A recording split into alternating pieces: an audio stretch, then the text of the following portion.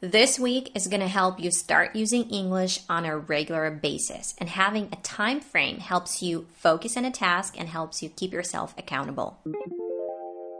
No, you can't become fluent in 7 days, and no, you can't become a perfect English speaker from level 0 in 7 days. Hope that's clear because I don't want to mislead you. However, if you can understand English and you can read English, but you're stuck when speaking, then you can break through this plateau. And 7 days is a minimal time frame for achieving this. They say that to build a habit, you need to do something for 30 days straight. And speaking is basically a habit. So if you want to build a solid habit, you can do what I'm about to suggest that you do for 30 days. It'll be even better. But if these 7 days are going to be like a super intensive training program to help you gain confidence, they will do the trick. Also, to be able to speak, you will need to speak a lot and put in a lot of work. I'm not going to talk about some woo-woo crap like learning English in your sleep.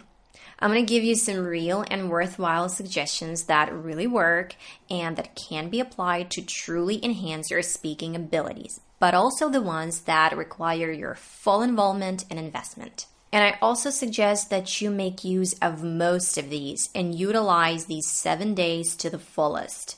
They should be intensive or even extreme. For starters, I'll give you some free suggestions. Exercise number 1. Practice tongue twisters every day, as many as you want, each to the point when your mouth doesn't listen to you anymore. The point of using tongue twisters will be to warm up your face muscles and get ready for speaking. But you can also use just some random sentences for this purpose. All we need is just to warm up. And do this for, let's say, 10 minutes in the morning or before speaking. Exercise number 2, shadowing. Absolutely. You might hate it, but you do need it. Choose your favorite actor or actress, talk show host or movie, or choose 30 seconds of some monologue or dialogue and then shadow. If you want to see an example of shadowing, you can click the link up here. It's like a step-by-step tutorial. The reason I love shadowing so much is not only do you work on your pronunciation and intonation, but also on vocabulary and grammar and sounding more natural in English.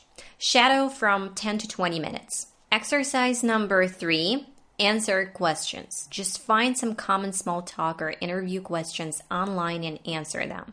You can even find example answers to give you an idea. You don't have to record yourself answering them, but I highly recommend that you do. It's going to show you your weak spots and you'll be able to analyze your performance, notice the most common mistakes you make, and you'll be able to analyze your pronunciation. This exercise might take you approximately 30 minutes, to think of an answer, to answer, and to work on your mistakes. These options are free and the ones you can do on your own. However, as practice shows, people don't really commit to doing free stuff on their own. That's why I want to give you some paid options.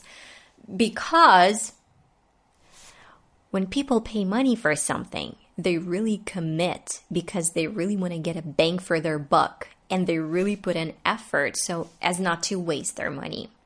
It is what it is. You can try Cambly, Lingoda, or italki. None of these is sponsored, by the way. These are just my suggestions. On these platforms, you can work one-on-one with a teacher as well as in groups. I personally like one-on-one lessons better because you get a teacher all for yourself and you can tell them about your needs and work on those specific things. Usually such lessons are 1 hour long. You can work with language coaches like Kayla if you don't feel confident when speaking, don't feel authentic, and struggle with the fear of speaking English. I'll leave her socials in the description. There's the Influency community on Facebook. They have lots of different daily activities, including recording yourself speaking and speaking clubs. You can participate in speaking clubs. You can find a speaking partner. Here, down below in the comments, ask people. Arrange meetings every day for 1 week. Don't know what to talk about with your partner? I have a video about this, of course. Use apps. I have found a couple of apps specifically to help English learners with speaking, like Elsa, for example. Learn English by conversation, learn to speak English conversation, and speaking English practice. I haven't used them myself though.